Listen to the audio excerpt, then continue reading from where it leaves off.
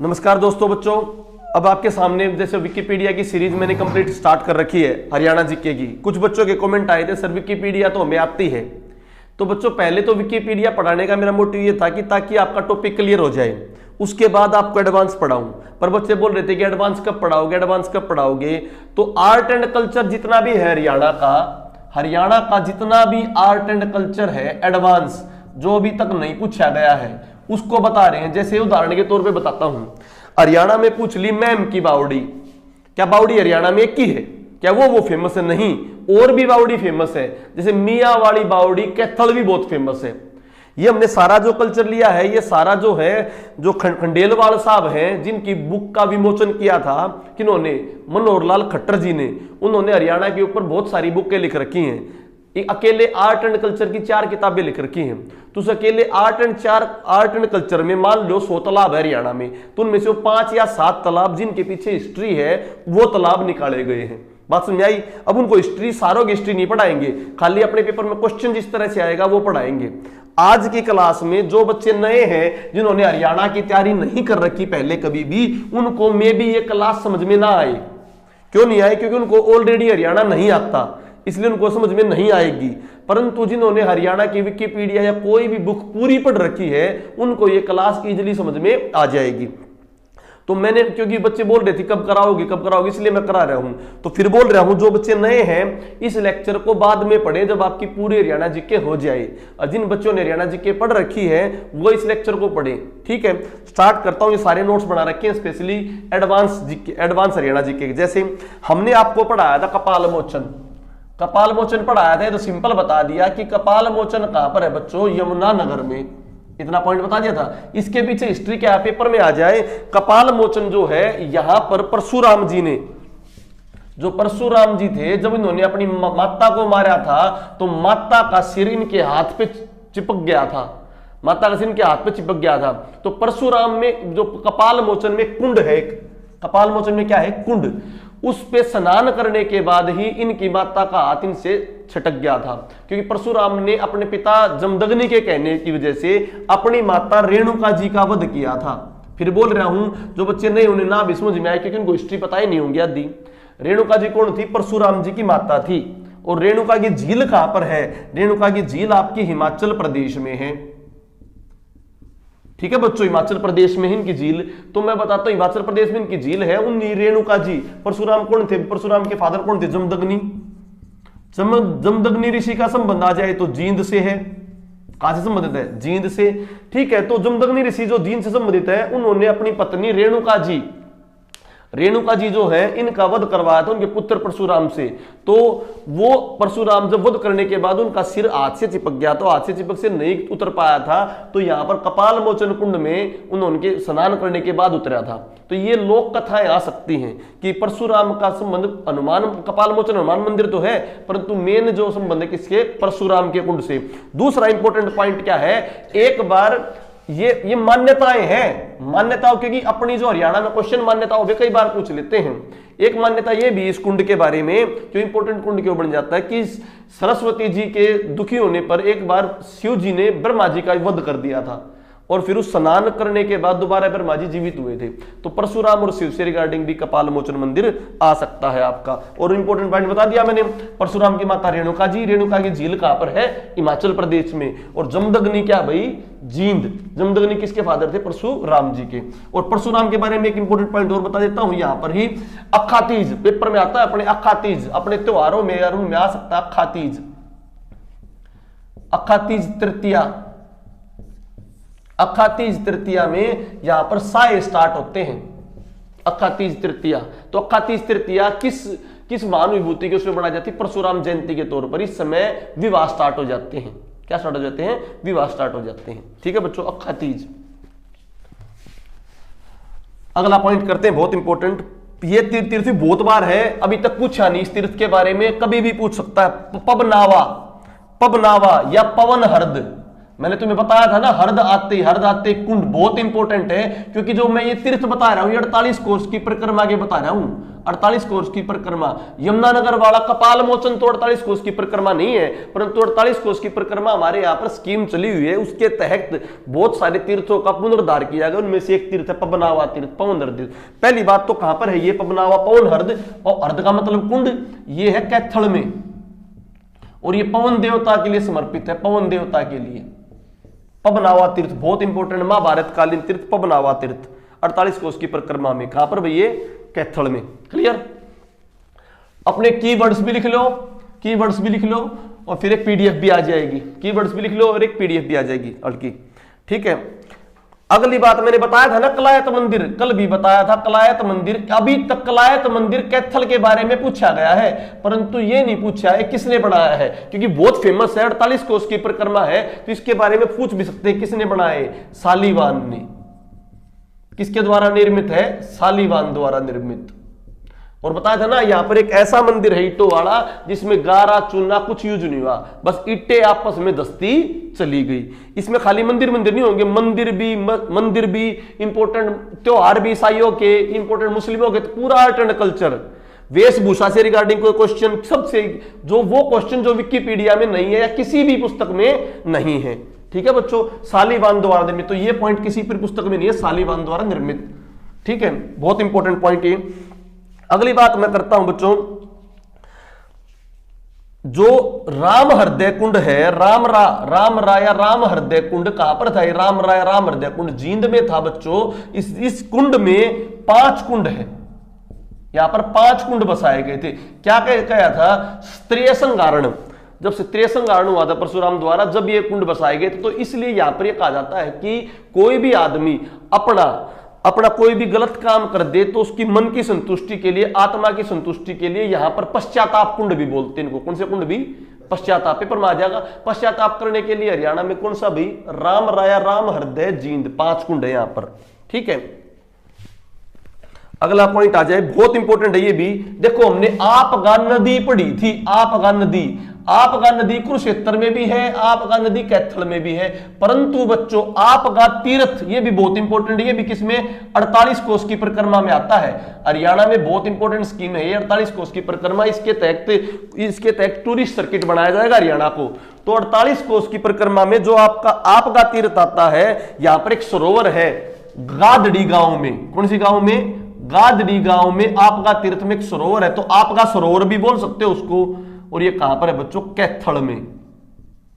आपगा नदी बहने आ जाए तो कुरुक्षेत्र, परंतु आपका जो तीर्थ है वो कहां पर? कैथल में। कौन से गांव में? गादड़ी गांव में। ठीक है बच्चों, इंपॉर्टेंट पॉइंट है गादड़ी गांव में। इसके अलावा हम बात करते हैं बहुत इंपॉर्टेंट, पुंडरीक का मैंने बता दिया था, नाग कुंड भी कहते हैं भाई पुंडरीक में। एक तो नाग सरोवर आ जाए ना, नाग सरोवर कहां पर? सफीदो सरफ दमन। ठीक है, व्यास जी को गुरुवर जो व्यास है, व्यास सतली कहां पर भाई? करनाल में जो व्यास सतली है, पेपर में आ जाए। भारत का गुरु किसे कहा गया है? भारत का धार्मिक गुरु किसे कहा गया है? वेद व्यास जी को भारत का धार्मिक गुरु कहा गया है। पेपर में इंपॉर्टेंट है महाभारत से रिगार्डिंग, धार्मिक गुरु वेद व्यास जी को भारत का धार्मिक गुरु कहा गया है, क्योंकि ये बुक जो बताई खंडेलवाल की बुक, जिन्होंने मनोहर लाल खट्टर जी ने जिनका विमोचन किया है, वेद व्यास, उन बुक से है बच्चों। ये बुक कहीं नहीं मिलती है, ये जर्नल है, ये जर्नल मंगाने पड़ते, कहीं नहीं मिलते है, गवर्नमेंट डिपार्टमेंट्स में होते हैं, कहीं पर ये बुक नहीं मिलती है, तो उनसे रिगार्डिंग। ठीक है, काम्यक तीर्थ मैंने बता दिया था, काम्यक तीर्थ या काम्यक वन, काम्यक तीर्थ आ जा या काम्यक वन आ जा। तो हिस्ट्री में हमारे पवित्र वन हुए थे बहुत सारे, उनमें से एक कौन सा था? काम्यक। और उस काम्यक के ऊपर क्वेश्चन ना देके वो कामोदा पूछता है, क्योंकि आज उस काम्यक का नाम बदल के, काम्यक का जो नाम है अपभ्रंश बदल के क्या हो गया बच्चों? कामोदा। ये पुराने टाइम पर काम्यक वन होता था, तो 7 पवित्र वनों में से एक है, तो कामोदा आ जाए। कहां पर? कामोदा कुरुक्षेत्र में। कामोदा कहां पर है? कुरुक्षेत्र में। ठीक है, आज देखो हमने ये तो पढ़ा है हंस तीर्थ, हंस हेडर हमने पढ़ा है, हंस तीर्थ हंस हेडर। ठीक है, ये तो सबको पढ़ा है, हंस हेडर जीन में है, ये हंस तीर्थ भी है। और यहां पर 21 ग्राम भी पढ़ा है हमने, 21 इसके पास में 21 ग्राम है। ये भी कहां पर है? जींद में। और यही के आसपास डुंडवा नामक जगह पर, कौन जगह पे? डुंडवा नामक जगह पर कौन हुए थे? दुर्योधन तालाब में छुपे थे। ये भी हमने पढ़ा था, डुंडवा नामक जगह पर दुर्योधन तालाब में छुपे थे। ये सारे जो है हंस तीर्थ के पास है, हंस तीर्थ, हंस हेडर, डुंडवा नामक जगह पर 21 ग्राम में। परंतु इंपॉर्टेंट पॉइंट क्या है, इस डुंडवा का दूसरा नाम भी है नरसिंह डाब। यह भी बहुत इंपॉर्टेंट है, नरसिंह डाब। इसको डुंडवा को दूसरा नरसिंह डाब भी कहते हैं। क्या इंपॉर्टेंट है, यहां पर दुर्योधन तो छिपा के निकाला था पांडवों ने, परंतु जो हिरण्यकश्यप थे, कौन थे? हिरण्यकश्यप कौन थे भाई? जो प्रहलाद भगत है, प्रहलाद भगत के फादर थे, हिरण्यकश्यप पिता थे, उनको मारा था। किसने मारा था? भगवान विष्णु जी ने। भगवान विष्णु जी ने नरसिंह का रूप लेके सिर उनका क्या था? शेर का सिर था, वो रूप लेके मारा था। तो वो जो रूप लेके मारा था, वो मान्यताओं के अनुसार नरसिंह डाब। वो नरसिंह डाब कहां पर है? जींद में। तो डुंडवा का दूसरा नाम क्या? नरसिंह डाब। ये पॉइंट इंपॉर्टेंट होगा, नरसिंह डाब। क्योंकि हरियाणा में जो क्वेश्चन आते हैं वो स्टोरी से रिलेटेड, मिथोलॉजिकल स्टोरी से, महाभारत से रिलेटेड ज्यादा क्वेश्चन आते हैं, इसलिए पॉइंट इंपॉर्टेंट नरसिंह डाब। ठीक है, 21 ग्राम भी जींद में। डुंडवा नामक जगह जहां पर दुर्योधन मिला था वो भी जींद में। ये पूरा हंस हेडर तीर्थ का कॉम्प्लेक्स आसपास के 3-4 किलोमीटर में है। ठीक है बच्चों, तो वहीं पर क्या? नरसिंह डाब। हिरण्यकश्यप, प्रहलाद के जो फादर थे हिरण्यकश्यप, उनको मारा था किसने? भगवान विष्णु ने। कौन सा रूप लेके? नरसिंह का रूप लेके। मैंने बताया आर्ट एंड कल्चर चल रहा है, art and culture, complete art and culture. Kedarnath तीर्थ बहुत इंपॉर्टेंट है। केदारनाथ तीर्थ ये भी आपकी 48 कोष की परिक्रमा में है। केदारनाथ तीर्थ देखो, एक तो केदारनाथ उत्तराखंड में, ये केदार तीर्थ है, ये भी कहां पर है? कैथल में। यहां पर भी 7 कुंड है, 7 सरोवर है। केदार तीर्थ, केदार तीर्थ कहां पर बच्चों? कैथल में। डायरेक्ट क्वेश्चन आने की। ठीक है, झीर मैंने बता दिया था, फिरोजपुर झिरखा, झीर फिरोजपुर झिरखा, यहां पर महादेव शिव का क्या है? मंदिर है। ठीक है बच्चों, अगला पॉइंट, कुरुक्षेत्र का एक और नाम है। कुरुक्षेत्र को भृगु क्षेत्र भी कहते हैं। भृगु क्षेत्र पेपर में आ जाए, इनमें से किसका नाम भृगु क्षेत्र है? किस जिले का नाम भृगु क्षेत्र है? भृगु क्षेत्र है कुरुक्षेत्र का नाम। कुरुक्षेत्र का नाम भृगु क्षेत्र भी, भृगु ऋषि थे पहले, भृगु ऋषि। ठीक है बच्चों, कुरुक्षेत्र का नाम भृगु क्षेत्र भी। भीष्म पितामह के बारे में मैंने बता दिया। भीष्म पितामह का तुम्हें पढ़ाते हुए बताया था। भीष्म पितामह का मेला कहां पर लगता है? मानेसर गुरुग्राम। कहां पर लगता है? मानेसर गुरुग्राम। यहां पर मल्ल युद्ध हुआ, अखाड़े, मतलब वहां पर जो है अखाड़े के टाइम पर दंगल वगैरह होता है। इंपॉर्टेंट क्योंकि अब की बार महाभारत पढ़ाई गई, महाभारत दिखाई गई थी लॉकडाउन में, तो महाभारत से ज्यादा क्वेश्चन आने की उम्मीद है। ठीक है, क्योंकि महाभारत लॉकडाउन के दौरान दिखाई गई थी। इसके अलावा मैंने तुम्हें संतकुंभा पढ़ाया था। संतकुंभा, ये संतकुंभा क्यों? अब मैं जो बता रहा हूं देखो सुनो, ये वे बता रहा हूं जिनके पीछे हिस्ट्री है बड़ी बड़ी।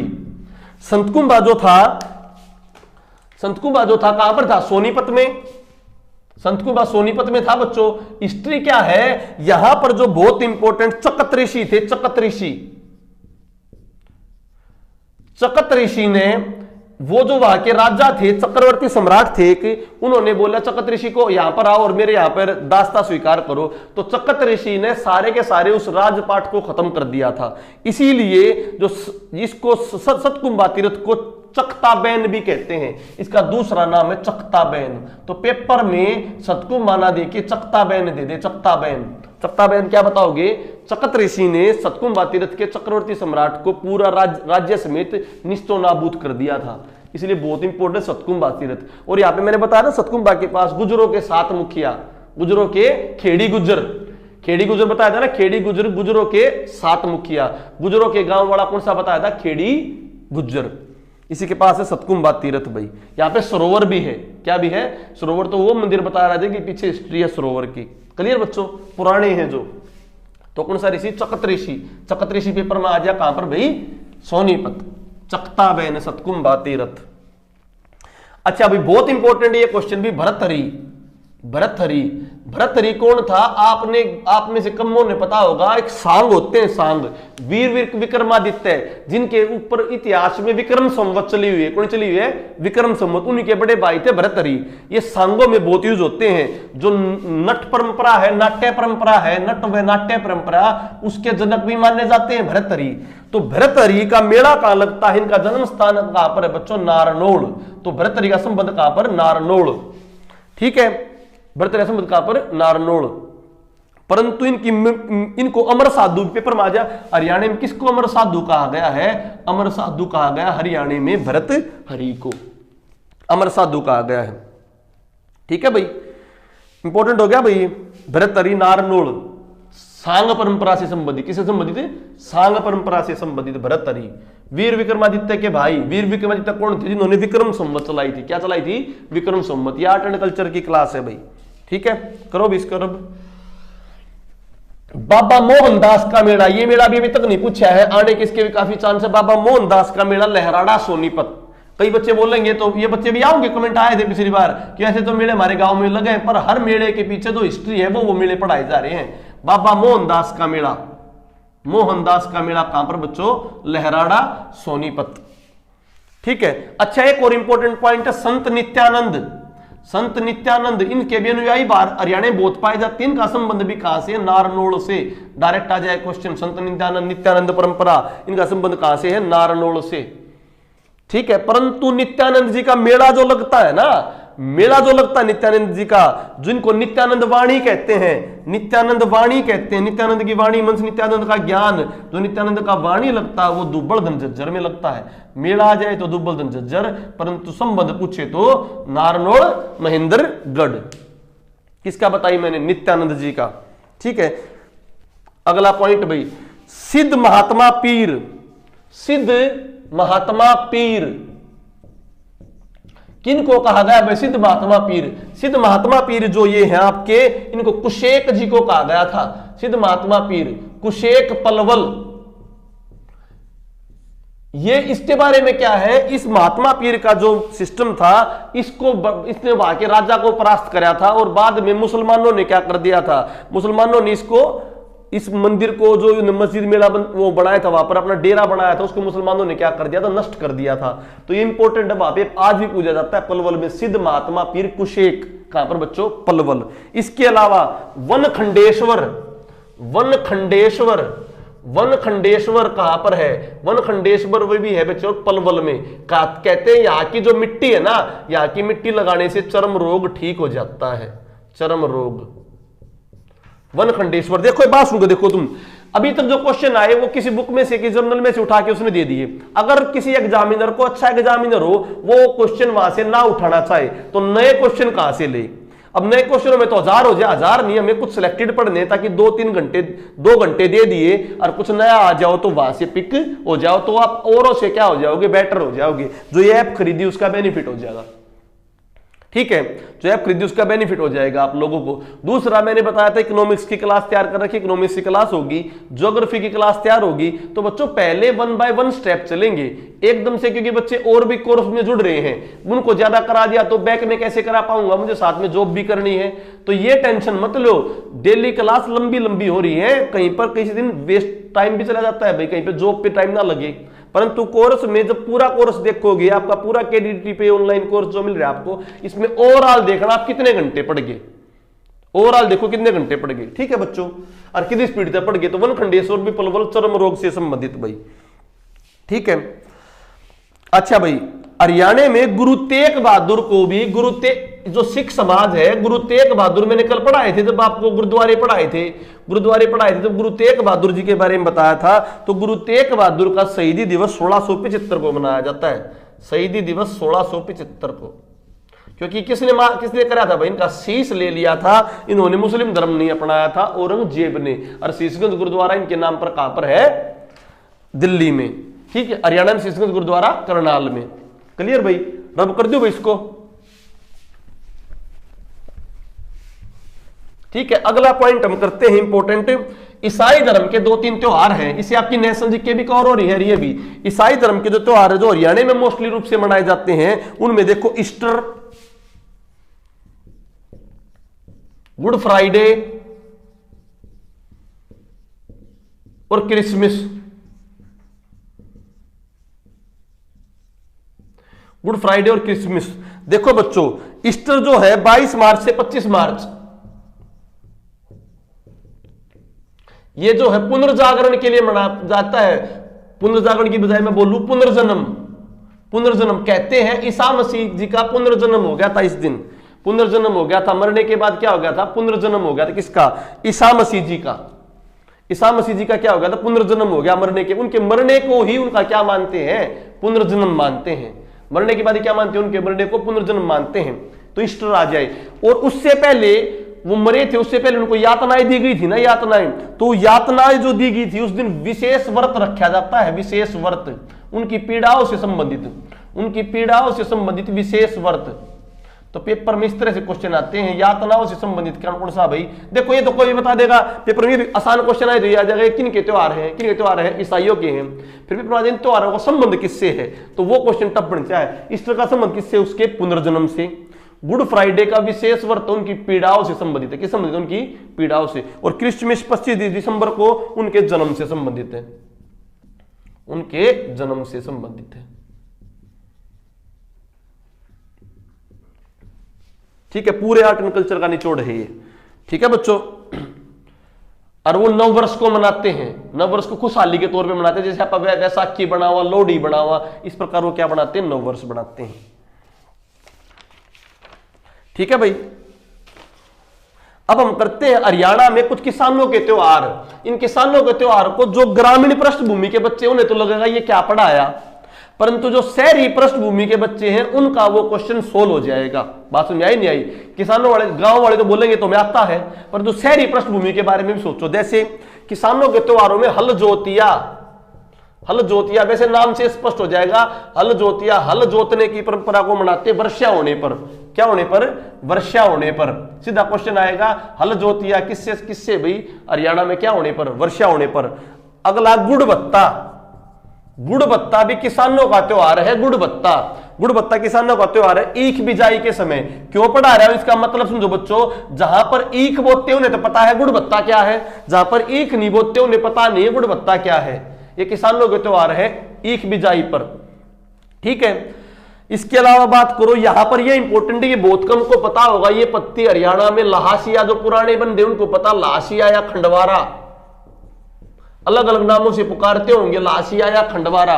ये सामूहिक खेती होती है बच्चों। कौन सी खेती? हरियाणा के बंदे करते सामूहिक खेती। जो कर मान लो ईख बिजाइया करावा तो गंडीरी जो सारे इकट्ठे करके बो देते हैं। फिर उनको लापसी, क्या लापसी, लापसी मिलते हैं। जो हलवा होता है उसका लिक्विड सी फॉर्म होती है, उसे बोलते हैं लापसी। ये दी जाती है।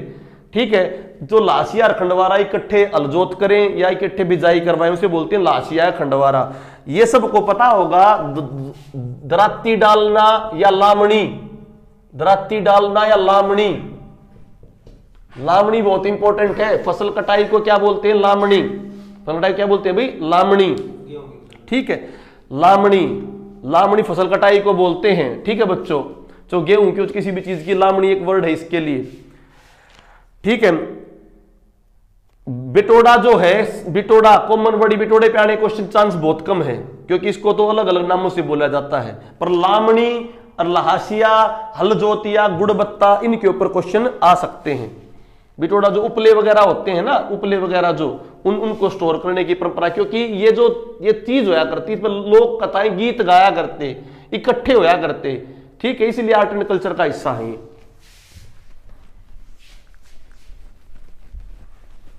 अगला पॉइंट करो भाई, बहुत इंपॉर्टेंट। अहिरवाल के कुछ लोक गायक। अहिरवाल में लोक कला परंपरा रही है, तो यहां के कुछ डायरेक्ट क्वेश्चन आ सकते हैं। अहिरवाल के लोक गायक जैसे पंडित ताराचंद। पंडित ताराचंद पेपर में आ जाए। पंडित ताराचंद, इनका संबंध कहां से है? महेंद्रगढ़ से। कहां से बच्चों? महेंद्रगढ़ से। महेंद्रगढ़ के कोथल गांव से। इस कोथल गांव को कवि सतल भी कहा गया है। हरियाणा के कवि सतल कौन से गांव को कहा गया भाई? कोथल को। क्यों? पंडित ताराचंद, इन्होंने अहिरवाल परंपरा को अपना, अहिरवाल के जो लोक गायक थे उनमें से बहुत फेमस थे। इसके अलावा पंडित बस्तीराम, पंडित बस्तीराम, इनका संबंध कहां से? लोक गायक। पेपर में सीधा देख तो है क्या? लोक गायक। कहां से? खेड़ी सुल्तान झज्जर, खेड़ी सुल्तान झज्जर। पंडित बस्तीराम, बहुत इंपॉर्टेंट। केवलानंद, केवलानंद, ये दहेज प्रथा के खिलाफ इन्होंने किया था, दहेज प्रथा के खिलाफ, क्योंकि अहीरों में बहुत दहेज प्रथा उनके खिलाफ किया था इन्होंने, दहेज प्रथा के खिलाफ, इसलिए बहुत फेमस है ये। रेवाड़ी के, केवलानंद रेवाड़ी के, ये 4-5 ही नाम है। कस्तूरीबाई, बहुत इंपॉर्टेंट, कस्तूरीबाई, ये अनपढ़ होते हुए भी इन्होंने जो महिलाओं में जागरण किया था, महिलाओं को उत्थान किया था, कि इन्होंने कस्तूरीबाई जी ने नारी समाज का उत्थान किया था। बाल धनगांव रेवाड़ी, बाल धनगांव रेवाड़ी, कस्तूरीबाई, महिला सशक्तिकरण के लिए पूछ लेंगे, महिला सशक्तिकरण, ये भी लोकगीत गायकों के माध्यम से इन्होंने किया था, कस्तूरीबाई। ठीक है बच्चों। मोहर सिंह मस्त, मोहर सिंह मस्त, एक मेर सिंह है, एक मेर सिंह लोक गायक है, वो रागणियों के हैं। मेर सिंह जो लोक गायक रागणियों के, वो सोनीपत से हैं, वो सोनीपत से मेर सिंह गायक, लोक गायक रागणियों के। मोहर सिंह मस्त हैं, ये वहां के, ये कवाली गांव नामक गांव महेंद्रगढ़ के, कवाली गांव महेंद्रगढ़, ये लोक कलाकार अहिरवाल के हैं। ये आर्य समाज का उत्थान किया था, आर्य समाज से संबंधित, आर्य समाज का प्रसार प्रचार किया था कि इन्होंने, मोहर सिंह मस्त ने। ठीक है। इनकी पुस्तकें भी है, आजादी की देवी और क्रांति की देवी, आजादी की देवी, क्रांति की देवी, किसकी? मोहर सिंह मस्त की, आर्य समाज के, कवाड़ी महेंद्रगढ़। पंडित ताराचंद महेंद्रगढ़ के, कोयल, इनको कवि स्थल कहा जाता है। पंडित बस्तीराम बहुत इंपॉर्टेंट है, खेड़ी सुल्तान झज्जर के, इन्होंने उद्धार किया समाज का। भाई कस्तूरीबाई महिला सशक्तिकरण किया, नारी समाज का। बाल धनगांव रेवाड़ी, केवलानंद ने दहेज प्रथा के लिए रेवाड़ी। सारे नाम नहीं जो इंपॉर्टेंट जिनके सिस्टम थे वो लिए हैं। आर्य समाज के उत्थान के लिए मोहर सिंह मस्त, परंतु मेर सिंह रागणी गायक कहां पर है? सोनीपत के। कर दियो भाई अब इसको।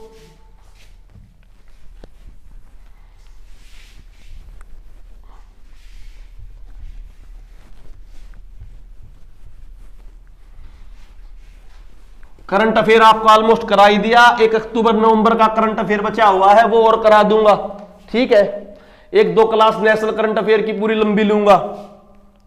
इसके अलावा बात करते हैं भाई कुछ आभूषण जो आपने पढ़े तो होंगे, उनकी गरिमा और उनके बारे में जाने। जैसे पांव के पंजों पर बाक व बाकड़े, पंजों पर, पंजों की बात करी मैंने, पंजों पर बाव, पंजों पर बाक व बाकड़े। डायरेक्ट पैर का तो पता है, डायरेक्ट पंजों पे पूछ ले, क्योंकि डिटेल पूछ सकता है तो, और तुम्हें समझ में भी आ जाएगा। पंजों पर बाक व बाकड़े। ठीक है। टखनों पर, टखनों सारे पांव के हैं, पांव के हैं। तो मैं इंपॉर्टेंट बता रहा हूं जो तुम्हें इंपॉर्टेंट भी है और जो तुम जिनका अंदाजा नहीं लगा सकते। अब मैं एक बात बोलूं, मैं तुम्हें बोलूं भाई चुटकी, पैर का अंदाजा लग जाएगा, उंगलियों का है। ठीक है भाई। झांझड़ अंदाजा लग जाएगा उंगलियों का। तो वो वर्ड जो तुमने सुने नहीं है क्वेश्चन में आने के, जिनके चांस क्या है? पहली बात तो पांव में जितने भी पैर जाते हो चांदी के पैरे जाते हैं। किसके पैरे जाते हैं? चांदी के, वजनदार होते हैं पैर में, किसके? चांदी के, वजनदार होते हैं। तो बाक व बाकड़े। और टखनों पे छैलकड़े, छैलकड़े, टखनों पे कितने? छैलकड़े। इससे इंपॉर्टेंट एक बात आती है बच्चों, रमझोल।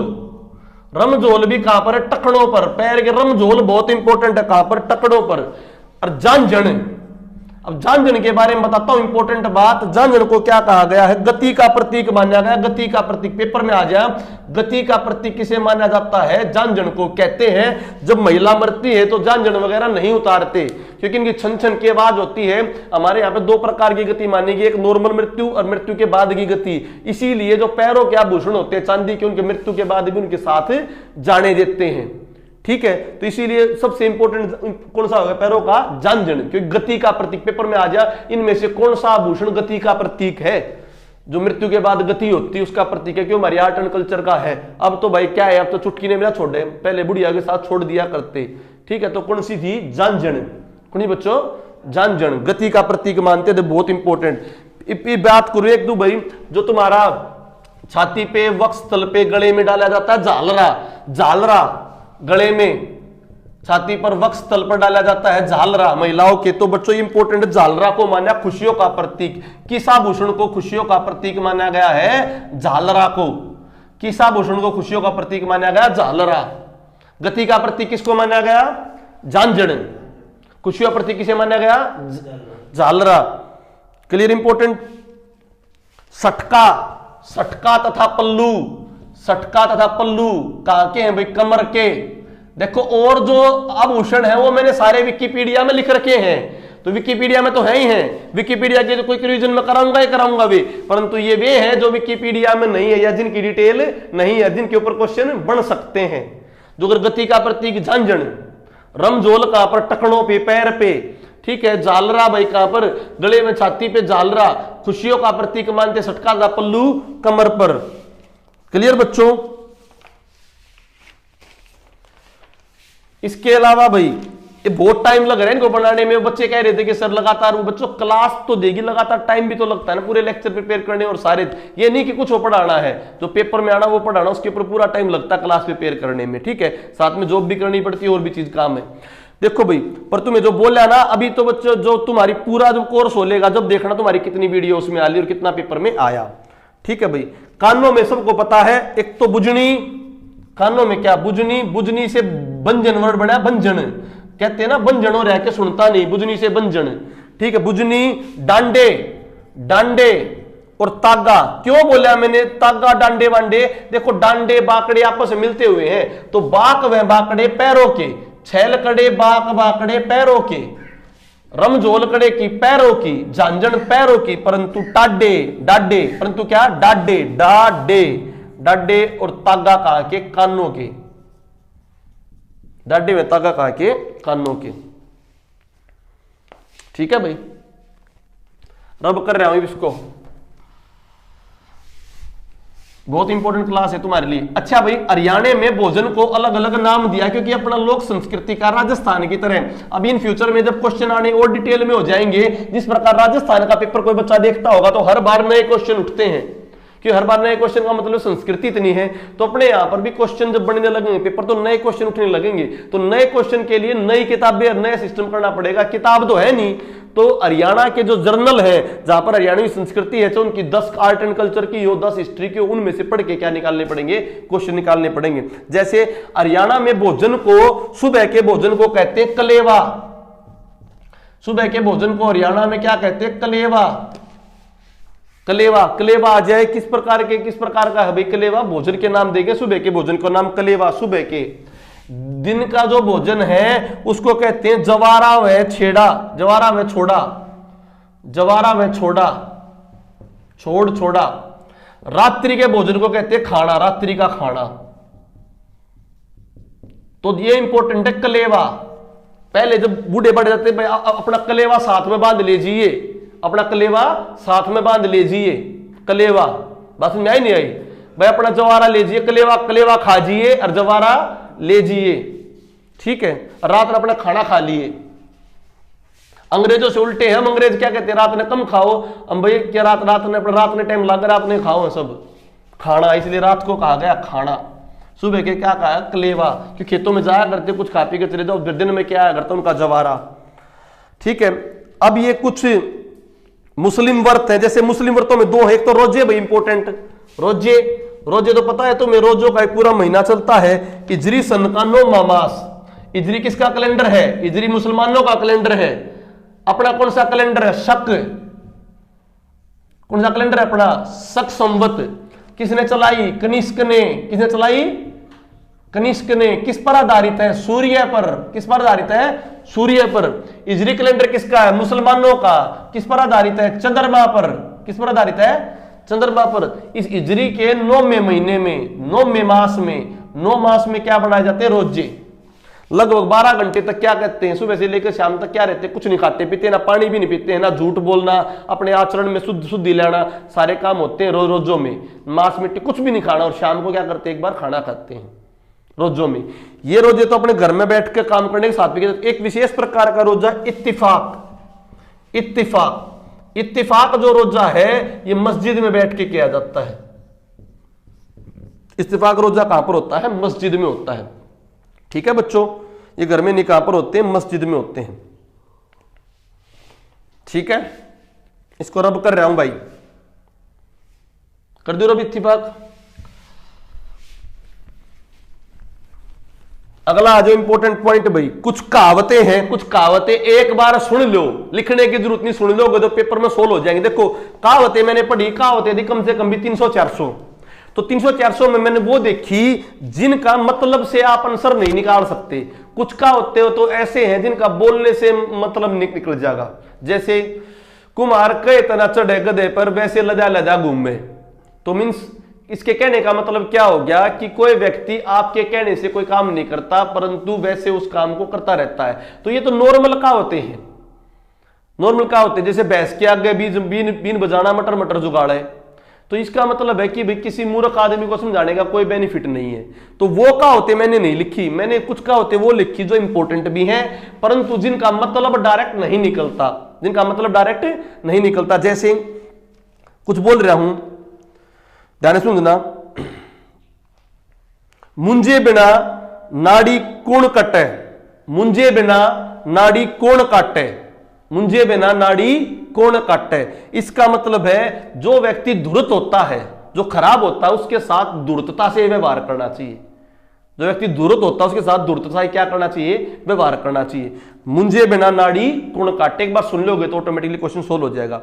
आगे, पेट ने गोडे ना नवे, पेट ने गोडे ना नवे, पेट ने गोडे ना लगाए जा सकते। इसका मतलब क्या है, अपनी गर्ज को खुद झुकना पड़ता है, अपनी गर्ज को खुद झुकना पड़ता है। एक बार सुन लो जब क्वेश्चन हो जाएंगे। और तो तुम्हें अपने वहां से अंदाजा निकाल के 400 कहावतें नहीं सुनाई जा सकती, मतलब वो इंपॉर्टेंट जो भाई पेपर में आ भी जा या जो आ जा तो आपसे सोल्व नहीं हुए, एक बार आंसर सुन लोगे तो क्या हो जाएंगी, सोल्व हो जाएंगी। आगे, वो ए बीबी पकावे वो ए मियाँ खावे, या वो ए बीबी पक्के वो ए मियाँ चखे, वो ए बीबी पकावे वो ए मियाँ खावे, या वो ए बीबी पक्के वो ए मियाँ चखे। रोजी रोटी के लाली, इसका अर्थ क्या है, रोजी रोटी के लाली क्या अर्थ है, वैसे मतलब नहीं निकलेगा पर एक बार सुन लोगे तो दिमाग में आ जाएगा, रोजी रोटी के लाली। दे चल्या सो ले चल्या, खा चल्या सो खो चल्या, दे चल्या सो ले चल्या, खा चल्या सो खो चल्या। मतलब जो दान करने की महिमा का वर्णन किया है, जो दे जाएगा उसी को मिलेगा, जो खा जाएगा वो खो जाएगा, धरती पर उसका नाम नहीं होगा। तो धरती पर आए हो तो क्या करो, दान करो। दान की महिमा, दे चल्या सो ले चल्या, खा चल्या सो खो चल्या। अगला, करणीय की चवन्नी बतावणीय का रुपया, करणीय की चवन्नी बतावणीय का रुपया। जो करीबी बालक पढ़ने के लिए आ रहे हैं भाई, करेंगे ये, मैं इनको क्या कर रहा हूं, कुछों को गाइड कर रहा हूं। बस जो मेरे पास आ रहे हैं कुछ बच्चे या रहते हैं मेरे पास, तो उनमें क्या भाई, वो करे तो पढ़े तो वेंगे, या तुम सारे हो पढ़ो तो तुम ही क्यों भाई, मैं तो तुम्हें मार्गदर्शन करूंगा। क्या करूंगा, तुम्हारा मार्गदर्शन। इसे तुम्हारी चवन्नी और मेरा रुपया, तुम्हारी चवन्नी और मेरा रुपया, मार्गदर्शन का महत्व। ये कुछ मैंने इंपॉर्टेंट पॉइंट बताए भाई, इससे रिगार्डिंग से जो आपके जो अगले पॉइंट आ जाओ भाई। तो ये और भी हैं, कुछ मैं और टाइप करवा दूंगा, टाइप करवा के तुम्हें दे दूंगा, कुछ टाइप करवा के, ठीक है। इंपॉर्टेंट बात समझ आ गई बच्चों। अगले आ जाओ, ये तुम्हें समझाने का मेरा तरीका था नॉर्मल सा। अब आ जाओ कुछ और जो लोग जो है उनके बारे में, जैसे गुग्गा पीर। गुग्गा पीर जो है आपके, इनका दूसरा नाम जहर पीर भी है। जहर पीर आ जाए क्योंकि इनको सर्पों का विशेष अधिकार है, सर्पों का देवता बोलते हैं। सर्पों का देवता बोलने की वजह से इनका दूसरा नाम क्या होगा, जहर पीर। क्या बच्चों, जहर पीर। वैसे आ जाइए, है कहा कि बीकानेर के ददरेवा गांव, बीकानेर राजस्थान के ददरेवा गांव, ददरेवा गांव। और मैंने पढ़ाया था ना, गुग्गा पीर का हरियाणा में सबसे बड़ा मेला जो लगता है, कहां पर लगता है बेटा, खानपुर खोरडा, खानपुर खोरडा झज्जर, खानपुर खोरडा झज्जर। वैसे कहा कि मूल रूप से बीकानेर के ददरेवा गांव के भाई, ठीक है, क्लियर। आगे चलो भाई, हरियाणा में गौशाला तुम्हें पता है, गौशाला जो है सबको पता है गौशाला भाई। जब आर्य समाज जी जो स्वामी दयानंद जी आए थे, उनके बाद आने के बाद यहाँ के राव युधिष्ठिर सिंह थे। कौन थे बच्चों, राव युधिष्ठिर सिंह। राव युधिष्ठिर सिंह ने इसकी यहाँ पर गौशाला की जन्म डाला 1879 के अराउंड, 1879 के अराउंड राव युधिष्ठिर सिंह ने, ठीक है बच्चों। इसका गौशाला का निर्माण करवाया था राव युधिष्ठिर सिंह ने। इसके बाद हरियाणा, ये बहुत इंपॉर्टेंट है, हरियाणा राज्य गौशाला संघ, हरियाणा राज्य गौशाला संघ की स्थापना कब हुई, 1996 में। हरियाणा राज्य गौशाला संघ की स्थापना कब हुई, 1996 में, ठीक है भाई। जोगी, हमारे यहां पर जोगी परंपरा है। जोगी 3 प्रकार के होते हैं। जोगी एक तो कनफड़ा जोगी, कनफड़ा जोगी, एक गृहस्थ जोगी, एक जंगम जोगी। ध्यान समझो, कनफड़ा जोगी जो कान फड़े उनमें मेन माना गया पूर्ण भगत को। किसको माना गया? पूर्ण भगत। मैंने बताया पूर्ण भगत का कि था एक जवान लड़का था, ठीक है भाई, वो भाई वो जो गुरु मच्छिंद्र नाथ चले संग लेके पूर्ण चेले ने, ये कहावत भी, गुरु मच्छिंद्र नाथ चले संग लेके पूर्ण चेले ने। तो ये पूर्ण भगत जो गोरखनाथ का परम शिष्य था, पूर्ण भगत, इस पूर्ण भगत को ही, पूर्ण भगत का ही नाम बताते महासिद्ध योगी चौरंगीनाथ, महासिद्ध योगी चौरंगीनाथ, जिन्होंने किसका किसका करा था? जिन्होंने बोरवाड़ा, जो अस्तल बोरवाड़ा मठ है, उसकी क्या करी? स्थापना। तो पूर्ण भगत को ही महासिद्ध योगी चौरंगीनाथ कहते हैं। पूर्ण भगत का मेला कहां पर लगता है? कासन गुरुग्राम। कहां लगता है मेला? कासन गुरुग्राम, ठीक है भाई। गृहस्थ जोगी वे हो जो गीत वीत गाया करते, संगीत वंगीत कराया करते, जो भी ये उन्हें कहा करते गृहस्थ जोगी। जंगम जोगी वे हैं जो, जैसे मतलब बात करो नाथ हैं जो भाई अब हरिद्वार में आ जाते हैं, जो महाकुंभ होते हैं वहां पर आ जाते हैं, उनको क्या बोलते हैं? जंगम जोगी, ठीक है भाई। रब कर रहा हूं भाई। अब आ जाओ, कुछ त्योहार हैं, त्योहार है, वैसे त्योहारों में पढ़ोगे, पर तुम्हें यहां भी बता देता हूं कुछ त्योहारों के बारे में, बहुत इंपॉर्टेंट, कौन सा त्योहार किस टाइम पर क्या मनाया जाता है, इनके ऊपर भी डायरेक्ट क्वेश्चन आते हैं, त्योहारों से रिगार्डिंग भी बहुत इंपॉर्टेंट है ये।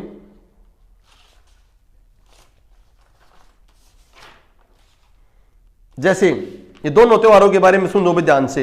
सबसे पहले हम बात करें भाई अहोई माता। पहले तुम्हें कार्तिक के त्योहार बताता हूं। अहोई माता ये पुत्रों के लिए होता है। माताएं किसके लिए रखती है? अपनी पुत्रों के लिए रखती है अहोई माता। ये फिर उनको बता रहे हो जो ग्रामीण आंचल के विद्यार्थी उनको पता है, जो शहरी आंचल के विद्यार्थी उनको नहीं पता, पर क्वेश्चन आ रहे हैं इन पे इस तरह के। अहोई माता किसके लिए? पुत्रों के लिए। कब भाई? कार्तिक में, कार्तिक में, कार्तिक कृष्ण अष्टमी। तुम कार्तिक भी कर लोगे जब भी काम चल जाएगा, कार्तिक के मास में, ठीक है बच्चों, कार्तिक के मास में। इसके अलावा मैं बोलूं भैया दूज। भैया दूज भी किसका? भाई बहन के प्यार के लिए। किसमें? कार्तिक मास में। इसकी पीडीएफ भी बना दूंगा, एक में पीडीएफ भी आ जाएगी, सुन लो, उससे काम चल जाएगा। देव उठनी ग्यास, देव उठनी ग्यास जहां से विवाह स्टार्ट होते हैं। क्या होते हैं? विवाह स्टार्ट होते हैं। ये भी किसमें आता है? कार्तिक में, कार्तिक में, कार्तिक में। कार्तिक स्नान को पवित्र स्नान माना गया है। का कहते हैं कार्तिक में नहा लो पाप मिट जाएंगे। तो कार्तिक कौन से स्नान को पवित्र माना गया? कार्तिक स्नान को। किसको बच्चों? कार्तिक स्नान और गंगा स्नान, दो इंपॉर्टेंट अपने यहां पर। कार्तिक पूर्णिमा, कार्तिक पूर्णिमा को इसको गुरु पूर्णिमा के नाम से भी जानते हैं। सिख समाज इसको गुरु पूर्णिमा के नाम से जानते हैं, क्योंकि 1469 में गुरु नानक जी का क्या हुआ था? जन्म हुआ था। सुन लो, इसको भी पीडीएफ मिल जाएगी, ठीक है बच्चों। तो पुण्य पेपर में आ जाए, किस दिन को दान दक्षिणा के लिए माना जाता है अपने यहां पर? कार्तिक पूर्णिमा को। किसको बच्चों? कार्तिक पूर्णिमा। और सिख समाज भी इसको मनाता है गुरु पूर्णिमा के नाम पर, गुरु नानक जी का जन्म हुआ था इस दिन, ठीक है। सकट चौथ, माघ, मार्ग जोवन से कार्तिक माह आता है ना, माह, जिसको हम मलमास मानते हैं। मलमास मानने का मतलब इसमें पवित्र काम नहीं करते, उस टाइम पर आता सकट चौथ का व्रत। कौन सा व्रत? सकट चौथ का व्रत और अहोई का व्रत दोनों पुत्रों के लिए होते हैं। किसके लिए होते हैं? पुत्रों के लिए, पुत्रों की मनोकामना के लिए। और सकट चौथ के दिन गणेश चतुर्थी भी होती है। कौन सी चतुर्थी? तो गणेश चतुर्थी को हरियाणा का कौन सा त्योहार मनाया जाता है? सकट चौथ। किसके लिए? बच्चों के लिए। नाग पंचमी, नाग पंचमी आता है सावन के महीने में। किस महीने भाई? सावन के महीने में। नागों को संतुष्ट करने के लिए कहते हैं काल सर्प योग, जो काल सर्प योग, इसको खत्म करने के लिए पूजा कराई जाती है नाग पंचमी में। और काल सर्प योग खत्म करने के मेन मंदिर है उज्जैन में। कौन से मंदिर में? उज्जैन में। महाकालेश्वर मंदिर कहां पर? उज्जैन में। कौन सी नदी के किनारे? शिप्रा नदी के किनारे है उज्जैन में। कौन सी नदी के किनारे? शिप्रा नदी के किनारे। एक वो है जेठूड़ा, जेठूड़ा जेठ में जो होता है, गर्मी ज्यादा पड़ती है जेठ में, जो जून वगैरह में आता है, उसमें पानी भरते हैं। एक महीने तक पानी भरने की परंपरा है, ताकि प्यासों को पानी ना लगे, पशु पक्षी पानी पी। उसे बोलते हैं जेठूड़ा। क्या बोलते हैं? जेठूड़ा धोकड़ा। निर्जला एकादशी, जेठ के महीने में ही एकादश को 11वीं वाले दिन क्या करते हैं? सब ये लगाते, छबील लगाते हैं, प्याणी पहनते हैं, तो उसको क्या बोलते हैं? निर्जला एकादशी। ठीक है बच्चों। सीली सातन मैंने बता दिया, शीतला माता के लिए सीली सातन उस दिन बासी खाना खाते हैं, बासोड़ा। रीजन भी बताया था बासी खाना क्यों खाते हैं। माता जो भिखारण का रूप लेके आ गई थी, और भिखारण का रूप लेके आने के बाद एक स्त्री ने उसके ऊपर गर्म चावल रख दिए थे, इसलिए तो वो बोल दिया कभी गर्म नहीं खाओगे, इस दिन जो गर्म खाओगे उसको चेचक हो जाएगा। चेचक की देवी शीतल सातन को बासोड़ा भी कहते हैं। क्या भी कहते हैं? बासोड़ा। ये क्वेश्चन आए हुए हैं पहले भी, इसलिए मैं आपको पढ़ा रहा हूं, इंपॉर्टेंट। इसके अलावा आ जाओ बच्चों, जो परशुराम जयंती को बता दिया, अखातीज। अखातीज की बोलते हैं परशुराम जयंती। एक होता है जेठ के महीने में गंगा दशहरा। कौन सा दशहरा? गंगा दशहरा किस दिन आता है? जेठ के महीने में ही। एक है इंपॉर्टेंट रथ यात्रा। रथ यात्रा आता है आसोज में। रथ यात्रा क्या पर आती है? आसोज में। क्या बच्चों? आसोज के बाद से चमासा, चमासा जिसको कहते हैं वर्षा ऋतु स्टार्ट हो जाती है। वर्षा ऋतु, वर्षा ऋतु का अपने यहाँ पे क्या लोकल नाम है? चमासा। चौमासा या चौमासा किसके लिए नाम है? लोकल नाम वर्षा ऋतु के लिए। तो वहां पर जगन्नाथपुरी में यात्रा निकलती है। उसी रथ यात्रा की तर्ज पर हरियाणा में भी यात्रा निकलती है। कहां पर? आसोज में। ठीक है, आसोज में कौन सी? चौमासा या चमासा। ठीक है बच्चों, इंपॉर्टेंट पॉइंट था ये भी, बहुत इंपॉर्टेंट। इसके अलावा बात करते हैं व्यास पूर्णिमा। मैंने बता दी, हरियाणा की गुरु पूर्णिमा मानो तो व्यास पूर्णिमा को कहते हैं। किसको कहते हैं? व्यास पूर्णिमा। गुरु पूर्णिमा वो सिखों की है, उनकी सिखों पूर्णिमा में अपनी कार्तिक पूर्णिमा होती है। क्या होती है? अपनी। परंतु अपने यहां पर गुरु पूर्णिमा किसको मानते हैं? व्यास पूर्णिमा को। वेद व्यास जी को क्या मानते हैं? संपूर्ण भारत का गुरु। ठीक है, इंपॉर्टेंट पॉइंट। सांझी, सांझी भी किसमें आती है भाई? आसोज में। आसोज में क्या आती है? सांझी डालते हैं। सांझी डालते हैं ना, स्त्रियां डालती है सांझी दशहरे के समय। किसके समय? दशहरे। दशहरा भी किसमें आता है आपका? दशहरा भी आसोज में आता है। ठीक है बच्चों, ये बहुत इंपॉर्टेंट पॉइंट थे। इसके अलावा कुछ एक पेज हो रह गया है इंपॉर्टेंट, थापा। हरियाणा में जैसे राजस्थान में मांडने होते हैं भाई, अलग अलग जगह अलग अलग होते हैं, चित्रण प्रणाली होती है। हरियाणा में चित्र प्रणाली को क्या कहते हैं? चीतना। हरियाणा में चित्रण प्रणाली को, चित्र प्रणाली को क्या कहते हैं? चीतना। चीतना भाई, अलग अलग जगह इनको अलग अलग नाम है। जैसे राजस्थान में मांडने, डायरेक्ट क्वेश्चन भी आ सकता है इन पे। राजस्थान में क्या कहते हैं? मांडना, मांडने।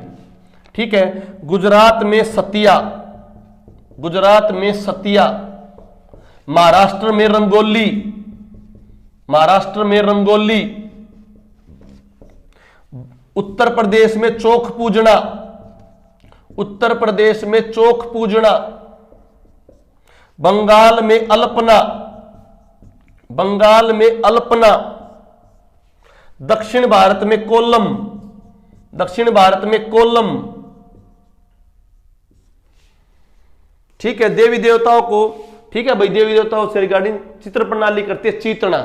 ठीक, इसी अलावा एक थापा भी होता है, थापा लगाना। हरियाणा में दो प्रकार के थापे होते हैं। पेपर में थापा क्यों लगाते हैं? एक तो कन्या पक्ष वाले, किन वाले? कन्या पक्ष वाले वर पक्ष को, किसको? वर पक्ष को मैरिज में विदाई के समय कन्या पक्ष की जो बड़ी महिला होगी, वर पक्ष के बड़े बड़े जो बुजुर्ग होंगे उनको क्या लगाएगी? थापा। और दान देने की परंपरा है, बड़े बुजुर्ग एक दूसरे को मैरिज में, कन्या पक्ष वाले वर पक्ष को। एक तो थापा वो लगाया जाता है। एक दूसरा थापा होता है गोबर से लगाना, देवी देवताओं के सम्मान में, देवी देवताओं के सम्मान में चित्रण करना, देवी देवताओं के सम्मान में चित्रण करना। कोई भी त्योहार आ जाए उसमें देवी देवताओं के सामने गोबर से लीप के गेरू बनाना, वो भी क्या होता है? थापा। गेरू बनाना, क्या बनाना?